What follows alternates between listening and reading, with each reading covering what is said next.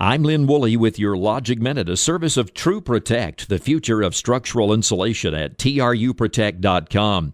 Another march in Washington, this time preceded by a promise from President Obama to move comprehensive immigration reform to the head of the line. This time, the Republican leading the charge is Lindsey Graham. Senator McCain is busy trying to run below the radar. The new plan sounds good on the surface. Immigrants would pay back taxes, get background checks, and learn English to get on that path to citizenship. But the problems remain the same as last time. Poor immigrants have no money to pay back taxes, and many of them, perhaps even most, will never assimilate. As citizens, they would be as poverty-stricken as ever and would register almost exclusively as Democrats. A much better idea would be to help Mexico create a middle class. Join me online at belogical.com.